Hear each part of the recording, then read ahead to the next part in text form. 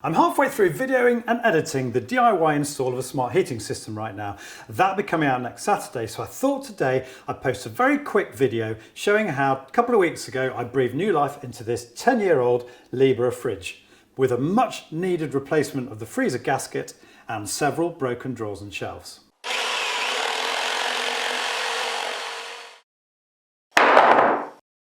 Now, I don't think this video will get a lot of views, certainly my dishwasher repair video didn't a couple of weeks ago, but I don't really care about that because the way I roll on this channel is to show you what DIY I'm doing on a weekly basis.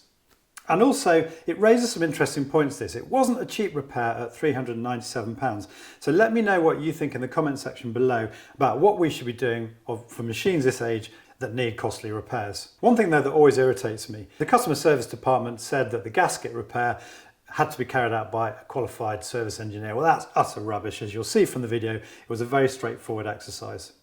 So I would like to encourage you lot to carry out these repairs wherever possible. And also, because the gasket in the freezer was leaking permanently, I had to get the ice pick out pretty much every week to clear the ice build-up. Now that's been repaired, a machine that was almost permanently humming in the background has now fallen almost completely silent. So we're cutting down on our electricity bills. So as I just explained, the two freezer drawers and freezer drawer fronts, one glass shelf, one vegetable container and a freezer gasket came to £397. A large sum of money for a fridge repair, and I've got to say, one that my wife initially vetoed but which I ended up ordering anyway because we couldn't go on with our fridge in this state, with things falling out of the freezer drawers every time we open the door. And it was enormously satisfying constructing the new freezer compartment drawers with their new perspex fronts, finally getting rid of those broken drawers and hopefully, for the last time, de-icing the bottom of the freezer compartment, something I've been having to do every couple of weeks. With the new freezer drawers and a new vegetable compartment drawer in place and the addition of a new glass shelf to replace the one we broke a couple of years ago, it was time to move on to the main part of the job, replacement of the freezer door gasket. To remove the freezer door, I had to take off the main door to remove the interconnecting pin that keeps the freezer door in place. The main door top bracket is close to the ceiling, and so to remove this I could not have managed without my Liebherr offset screwdriver bit. A link to a video I did on this is coming up on screen now. It's one of those tools you won't use very often but which you need in your toolbox for this kind of job. With the freezer door off, I reinserted the pin and rehung the main door.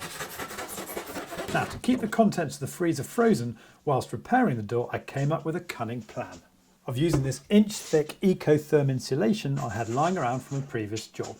I would be working on the freezer door for quite a while, and so this was the perfect way of keeping the freezer to minus 18 degrees, even with the door off. The old gasket had split a few years back, and as the freezer became less efficient and the fridge had to work harder, this put pressure on the fridge which leaked water out of the front into the gasket, which, unknown to me, has been filling up with disgusting gunk now for some time. The old gasket was trapped in place under the inside lining of the door. I was anticipating having to take the door apart, but the instructions that come with the new gasket are clear in that you have to cut the old gasket off with a sharp Stanley knife and instead fix the new gasket in place to the door with the adhesive tape supplied. The door was then thoroughly cleaned and allowed to defrost fully to eradicate all condensation forming on its surface. And then the final step was to give the surface a good wipe with the alcohol wipes provided with the kit. And then it was time to apply the extremely strong 3M tape provided with the gasket kit, and then a quick wipe of the rear of the gasket with the remaining alcohol wipe before moving the new gasket into position.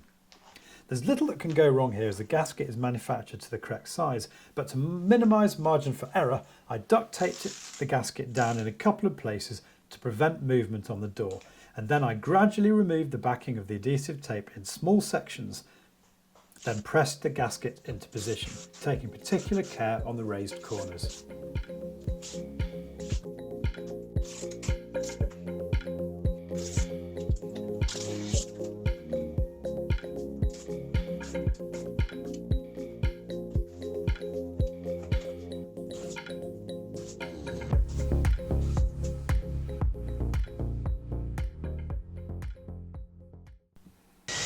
And the final job was to remove the main fridge door again so that I could remove the centre bracket pin to get the freezer door back on.